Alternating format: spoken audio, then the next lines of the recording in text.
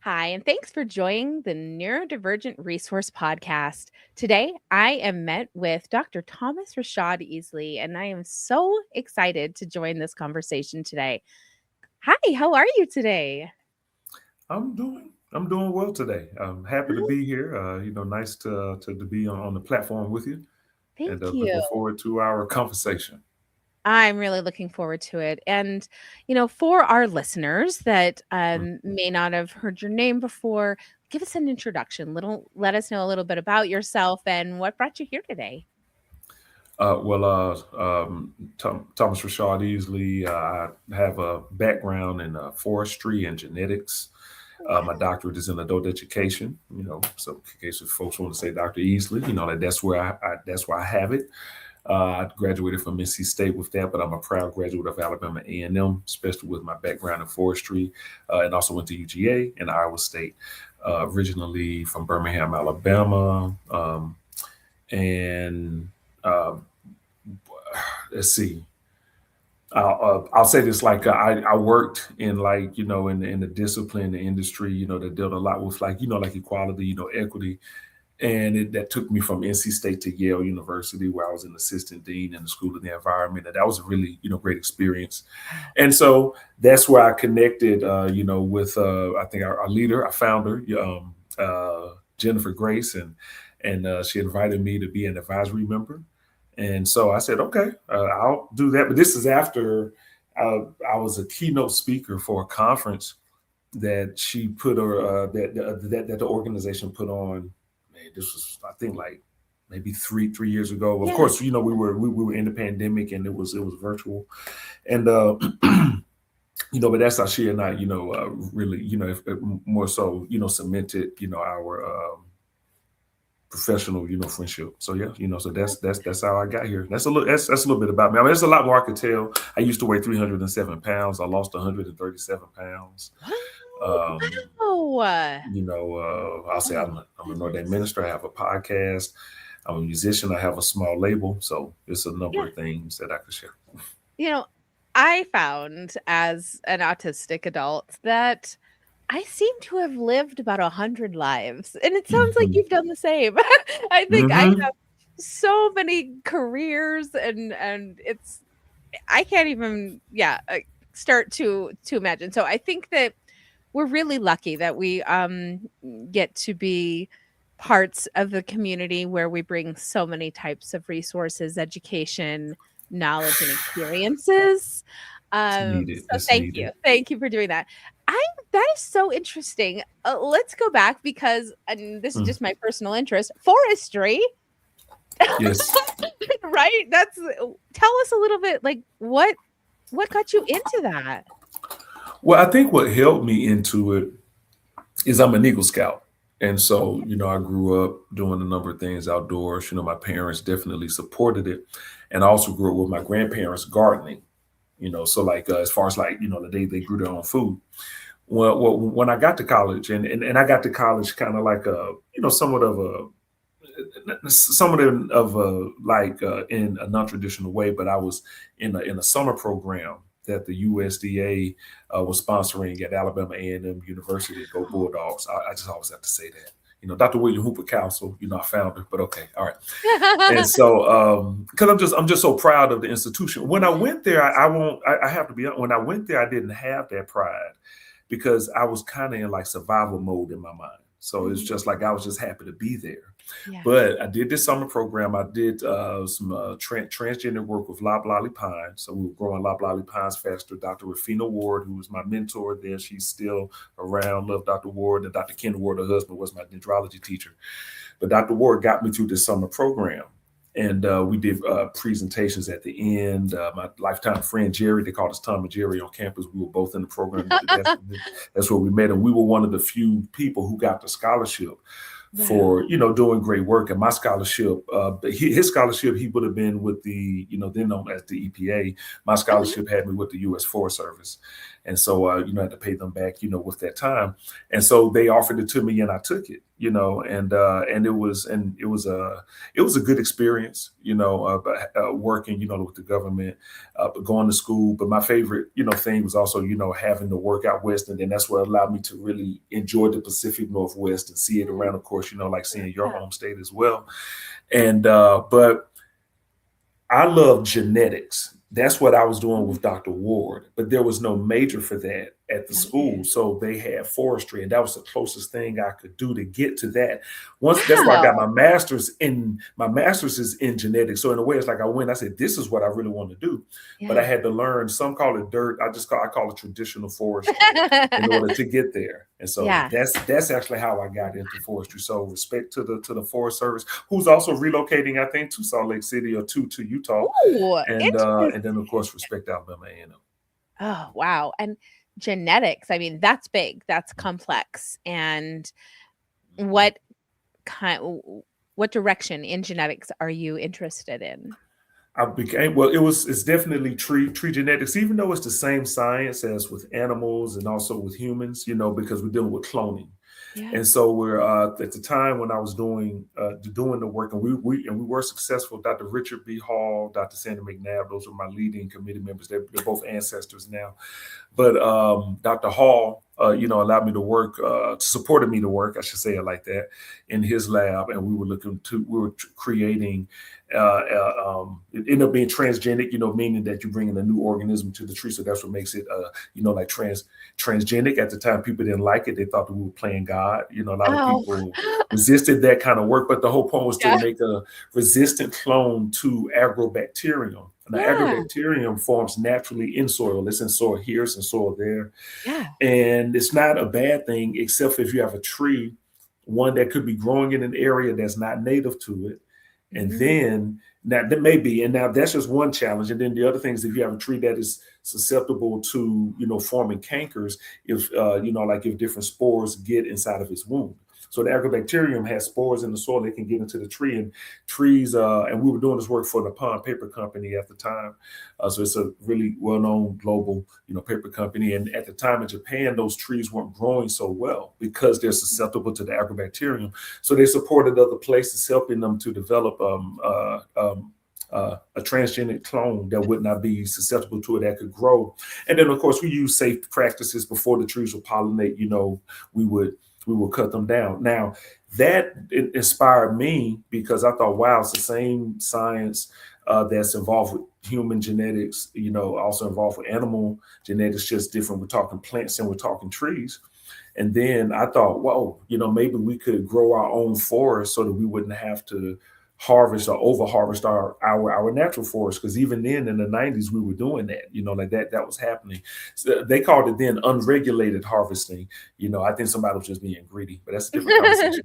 Anyway, but that's what led me to it, and that's what really got, like caught that it really caught my interest in, to know that, wow, you can introduce different DNA into another organism to impact its growth rate, or the way that it grows. And so that just fascinated me. And it still at times does. So I still keep up with some of the research, but at the same time, I have to respect forestry, because to me, forestry is that undergirding discipline that a lot of people don't know about, even though it's so such a part of the fabric of our whole being. The houses we live in, the furniture we sit on, the paper Yeah. that we write on, the paper that we use to blow our nose and do other personal things with, but all that comes from the industry of forestry. Even coffee, because coffee itself is a tree. So there's so many aspects of it that are part of that people's everyday lives that they Oh, don't know. Toothpaste, car wax, lip balm, oh my so goodness. clothes. So Yeah. yeah. Wow. I mean, there's just not enough that we do take it for granted. I definitely will. I'm gonna be more thankful for trees starting today. Hey. Oh, I that's love right. And then don't forget oxygen.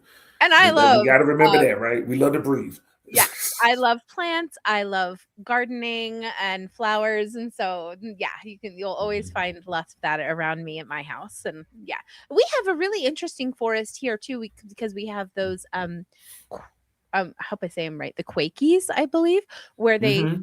all have the same, like they're all grown from in one family of like roots, or and if one tree gets sick, like the whole The forest whole gets thing. sick.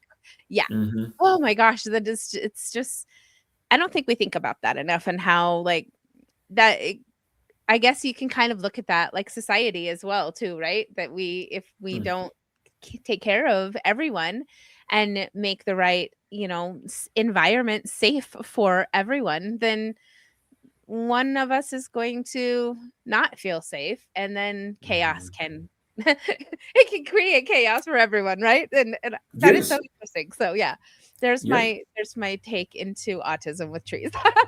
Hey, it's the first internet, so Right? there Oh, you have it. Yeah. I love that. I love that. No, that's so interesting. When did you kind of start your autism journey? You and I had spoken a little bit before Mhm. we recorded, but I want to bring that up for for the recording so that people can Mhm. kind of get to know you a little bit better and understand that process and how it affected your life. In 2018, I heard a lecture. Well, I started working at Yale and went to a lecture in the city, and this person was talking about their their autism journey, them being, I mean, they even had like got like technical terms like the level one high functioning. And I'm like, okay, and I'm like, enjoying it, because I love to learn, I'm like lifelong learner, like I said, educator. I'm like my mom, I wanted to be like her and I became that. Oh, But then the ways that they were talking about how they processed things in their mind, some of their social cue like behaviors, and I was just like, boy, that sounds like me. Like it's just it was like looking in a mirror the more that they talked. So it went from learning like, oh, this is some interesting information to I think I might actually finally see myself. Like, hold up, like, wait a minute. I think I might get why I can remember 100 names when I walk into a classroom on the first day. Like, it was love one of the things. that. It's a game that I used to do with my students to let them know how serious I was. First day, I'm like, yeah, if I can learn all of your names, the first day, I don't know anybody. I said, by the time you leave today, I got to know all your names. And so I had, I would teach like one of those, big classes, those I love foundational courses, those. Yeah. and I would always say, if I can't remember your names, then you get an automatic A. And my favorite movie is Usual Suspects. I don't play a game unless I know I'm going to win, and that's what they didn't know. And so they would do it. And I always wonder, how could I do that? Like how, well, I ain't wonder how I have my own way that I do it. I just wonder like how easy it was. Well, seeing this person talk just made me go, oh, I need to just go delve into this some more. And that was like 2018. And then, did more research, talked to my doctor, saw a couple places where they were actually having like tests, where people could, go and, just finally did it, and, with pride, just wanted to say, all right, let's see if this is me. And then when I found out that it was, I was like, wait a minute, this makes so much sense. And the first person I thought about was my dad. Like that was the first person that came to my mind. I was like, wait a minute, now I get why my dad is so like my dad is like one of the smartest people that I know, but one of the most uh like he's so easy to be around, Yes. so easy. I don't meet a person who doesn't like my dad. What I'm saying, people Oh. get intimidated by me sometimes. I notice it, but with my dad, he's like that.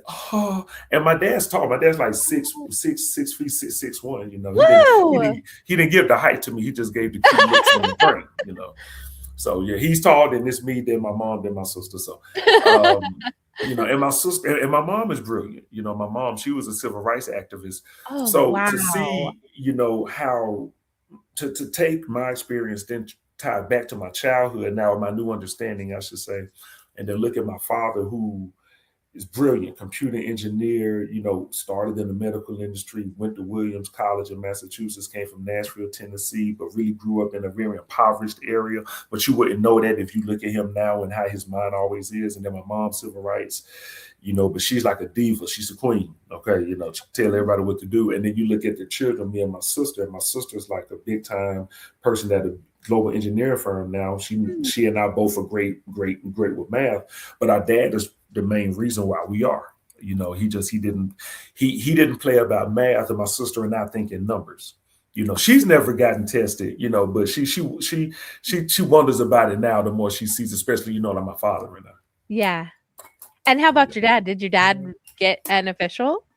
Mm-mm. That's okay though. I mean, He I think, didn't. self acknowledgement is just as important, especially like you said, Mhm. when you see yourself in somebody else's story and you can really resonate, and that Mhm. fits with you, and you finally feel not isolated and like, whoa, wait a Right. second, this really makes Right. sense for me. I Okay. remember having that feeling. And I thought, being a podcaster and everything, oh my gosh, as soon as I get this diagnosis, I'm going to get right on. I'm going to tell the world, and everything. That did Mhm. not, is not how it went. I think it took a good 4 or 5 months for me to really like Mhm. introspect of what that really meant and how it overlapped over my childhood, because I was an only child of divorced parents. So it Okay. was a much different kind of growing up, and my dad was a general in the Air Force, and it was very Mhm. military military, and my mom was a nurse, and so Mhm. I was just kind of like, do your thing and stay out of our way and be good. um that was tricky, that was really tricky because I just didn't have connections or anything. And so I think as an adult now, I find myself, obviously, as a podcaster, the ability to make connections is so simple. I love it. And it's more important to me now than ever to build relationships and make connections with people. And I really don't take it for granted. I take advantage of all of the opportunities I have now, because I never want to have those feelings again where I wonder, do I belong here? Am I valuable or worthy enough to have a seat or stand here or be a part? And I don't think that that's something that everyone moves through the world having those, and maybe they do, and that's what we Mhm. connect on. But I think it's really important to, express that, like, yeah, inclusion is so important in finding who you are and being able to connect with a group of individuals. It's so powerful. It's just, Mhm. it really is. And I Yeah. like how you said that, where everything you said, it made me think about like psychological safety and how to help people feel like they're on a team. That's one of the things, that I do like in my business work. But then it made me think about like when I do, like I make easy connections with people. Sometimes it too easy. Sometimes I'm just like, oh no, I did not want to make that friend. I really did not want to make that friend. You and me both. You know, but it's like because I had such a tough time, like I got picked on a lot as a kid, so Yeah. it was easy for me not to pick on people. I'm not a Yeah. teaser, because I got teased so much. Yeah. I tried to be cool with people, got in trouble doing that. So I'm also not a joiner, so I don't like join things. I'm very, I can be very solo. I love my alone time. I love just it's like I'm my favorite company. But when I think about like sometimes like the work that I've done, like working at institutions like NC State, Yale, and other places, right? One thing that I would say to people is I don't ever remember being safe, Mhm. but I say it with a smile, and I say and I said still to this day, I said I don't recall being safe, feeling safe, and I say because if it's one thing I feel good about, then it's another thing that in my identity that I'm unsafe about, so or I mean I'm unsafe because of how the world sees it. If it's not autism, then it's being black, or something like that. Yeah. And so,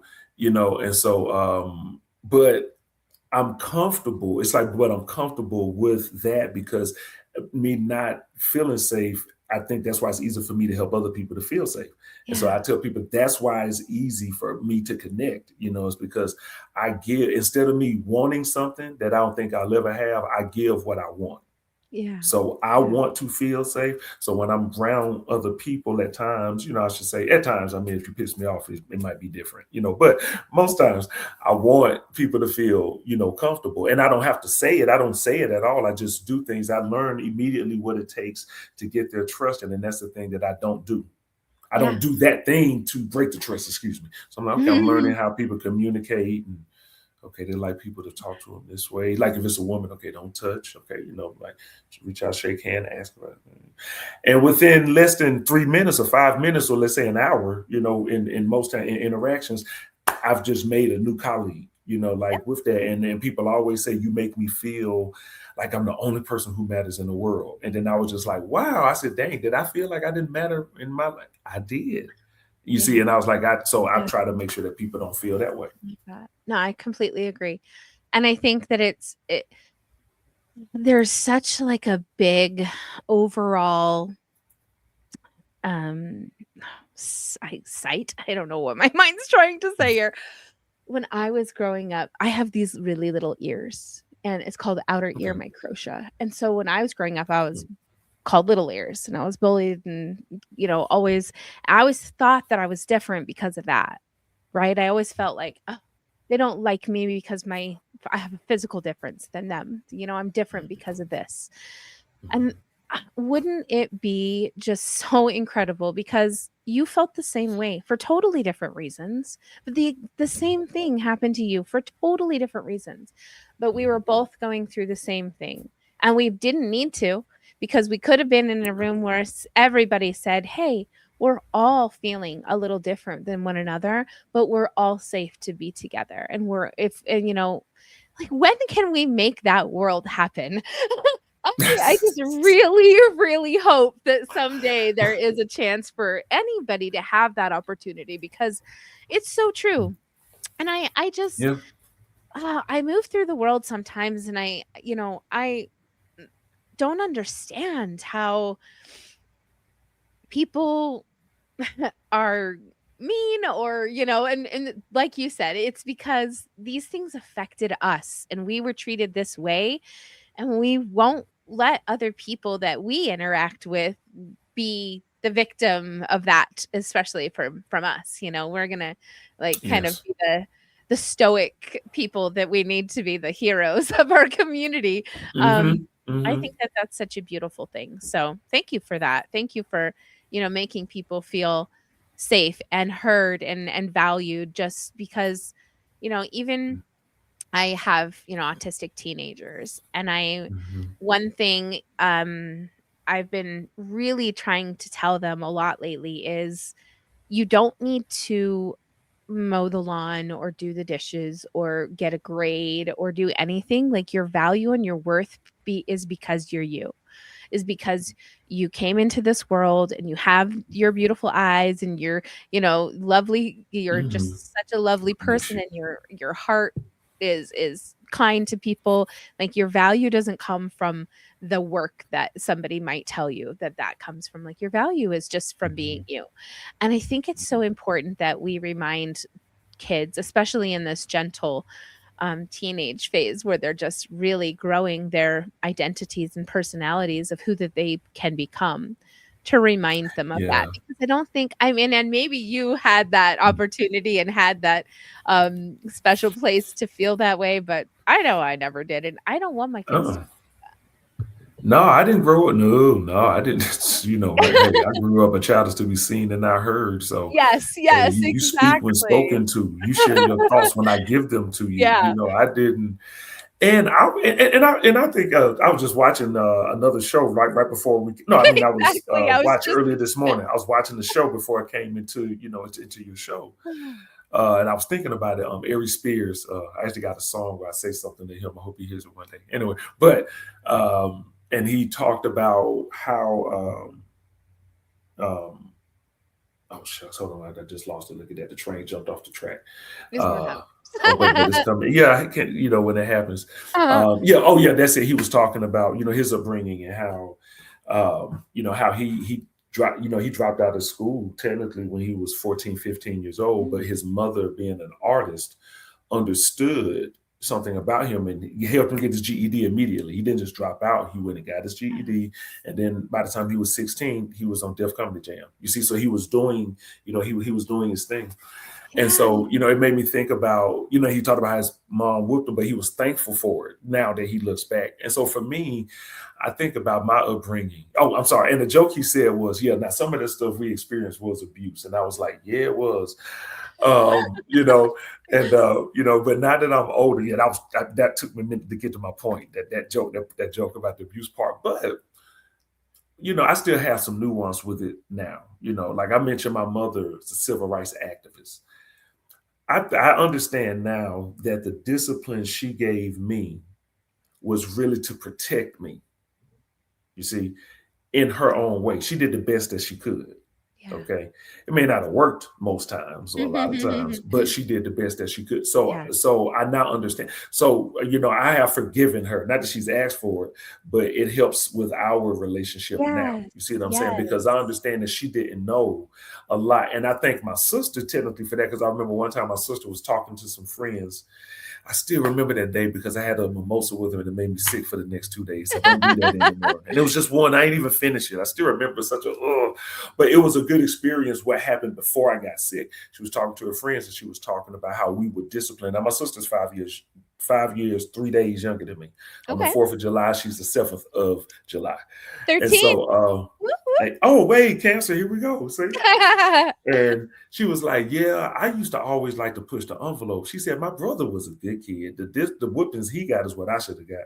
She was like, because it was like they were practicing on him. By the time it got to me, they were tired, Oh, and it made me feel good to know that she recognized that. You know what I'm saying? yeah. That yeah, a lot of the ways that that I was brought up with the discipline. The truth is, I didn't really need it, but when I now look back on it, and then look at my parents and like my father, my father wasn't a disciplinarian, if you can imagine that. He wasn't, he's like me. You see what I'm saying? Like how I am now, like, it's like he was just, hey, what's going on? How you doing? And when we got discipline, it wasn't done in front of my dad. So, I would say that not that it was like, I don't think that it was intentional harm, anything like that. Yeah. But knowing that he is more calm, and don't get me wrong, I love my mom. Like she's the bomb. You okay? Yeah. She's amazing. She was explosive, but anyway, that's a joke. But yeah, but she's the bomb. And so, but she's great. But I get that she saw a lot. Like, and when I get my mom's story, like I'm helping her, write a book now. And I the love things that she saw as a child, I was like, she's always asking us about therapy, which I have gone to and still do, and I'm always reminding her, you're never too old. no. And the thing, and when I told her about now what I understand about my mind, she was like, did you go to therapy for that? And I'm like, yeah, that's the only way I can talk to you about it. I said, but it's not just therapy, it's actually learning mechanisms, how to live a different way. I said, that's more than therapy, but Yeah. you can use it, and then I said it, I was like, and I said, because there's so many things that you really haven't healed from. You have impulse issues. You don't know how to control your mouth. Yeah. You have anxiety issues. I like just told her, I was like, I can see it now because I know what I struggled with and how I still have to manage. And then I'm looking at someone who's never gone and gotten help, but tries to love and help everybody else. Yes. And so I can see how people who do that unintentionally actually injure and hurt people, Yeah. because as they say, hurt people hurt people. So Yeah. yeah. No, isn't that the truth? That is Hmm. such a, and I think that we were just talking about this even when you were kind of in the backstage when I was with the other guests. We were talking about that generational change that will happen when the era before us is gone and we take over that position, and how Hmm. different it will look in the way that we have been more taken down the limits. We want to know, we want to hear what we're feeling, what we're doing, like how our things are going. We want the conversations. We want to talk about things. It's not uh like you said, be seen, not heard kind of Hmm. parenting and lifestyle and society now. So it'll be interesting. It'll be interesting in 30, 40 years to see Hmm. how what has changed in society, because a whole different realm of people will be fulfilling those other positions that are now Facts. still in people with limited, and just like you know not, they don't want, there's no desire to, maybe your mom does, that beautiful, Mhm. have the desire to know more and change, but so Mhm. often at the end of people's long lives do they feel like they need to learn more, right? And so I it'll be Yeah, really interesting. it's something, but I think but see, I think that's also entrenched in something else. Like this is what I think. I think that people think that they aren't either worthy or able to learn something else. Mm. And I think Mm. that that's the reason why they don't allow themselves to go. See, that's the thing. Because see, that's what I see. Like I see people, even in their old age, I pay attention to, do they have any curiosity about anything?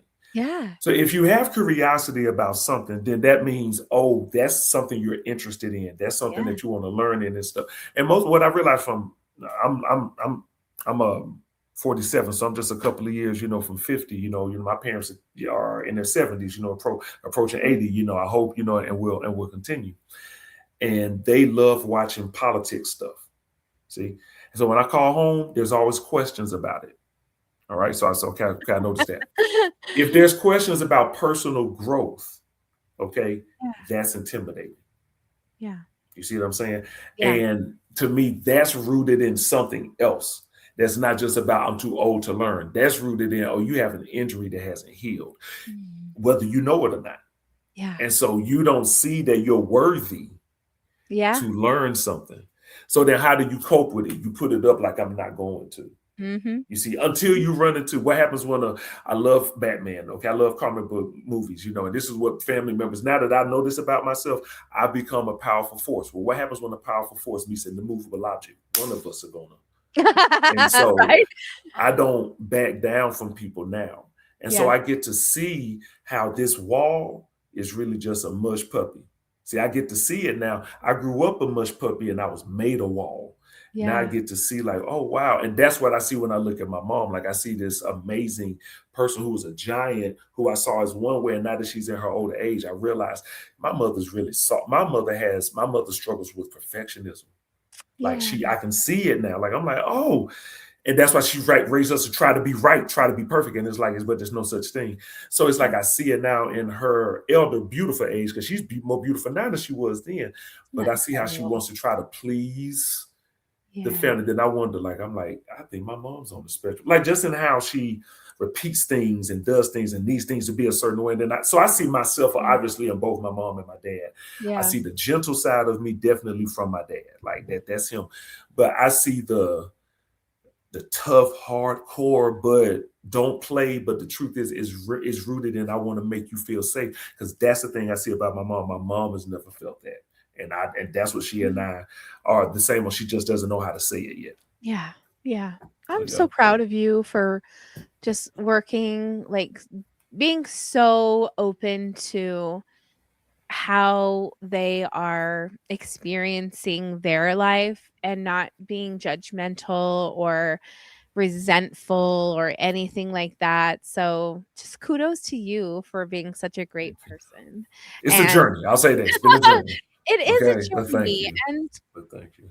it takes so many different types of experiences, and um really, like you said, one of the best things I think that we can always have in our lives is curiosity. If we can keep curiosity alive in our mind till the end of our lives, like, we have Mhm. fulfilled the best life we could by just, like, always remaining curious and how we can continue to keep learning and things. I love that. That's good. I need to adapt that. Adopt that too. That's good. I like how you said that. It was very eloquent but Thank poignant. you. Wow. Yeah. Love it. I love it.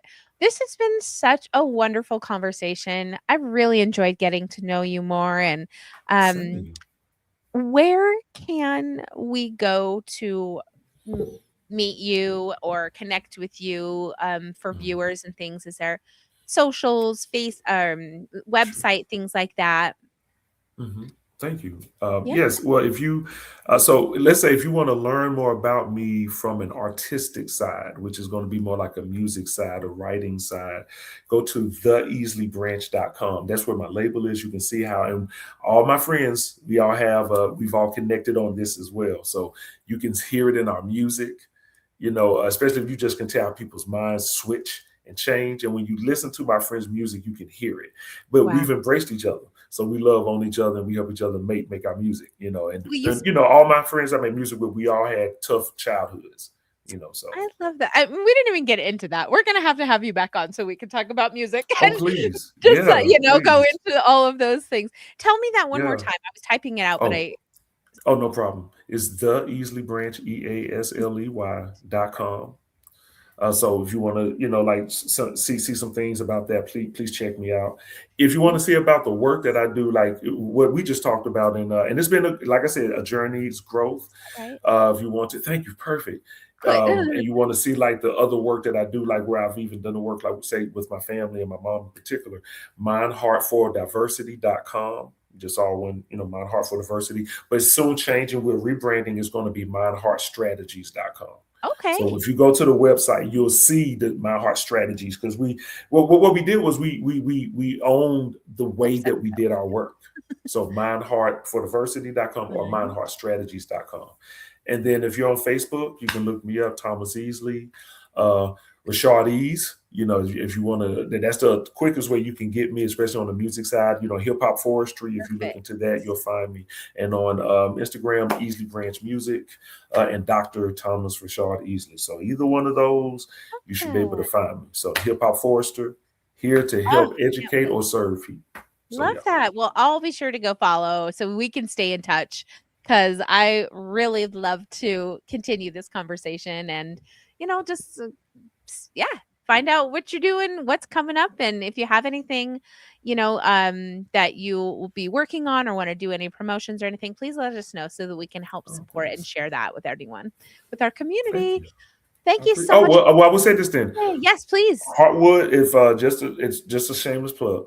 I have a podcast. It's called Heartwood, HeartWood, where we talk about similar subjects, but we really talk more about like leadership and how Love people do their leadership. And so we don't have as many episodes, of course, as you, my friend, but we've been around for about 7 years. So the Heartwood, that. perfect. And Okay, good. so yeah, so that's just another one, Oh, another you can find me. I And love then I have a that. book, My Heart for Diversity, if people are interested in. I Wonderful. explain my way of work, how I make relationships with people, And yeah, I even bet when you it's hard and oh. challenging. My Heart for the book. So I'm Oh, sorry, that's it. I didn't oh, realize I I love did that. so Thank much. you so, so much. And all of those links will be in the description and show notes for listeners and viewers. Thank you so much for your time and for supporting the Neurodivergent Resource Podcast. We'll see you Thank next you. time.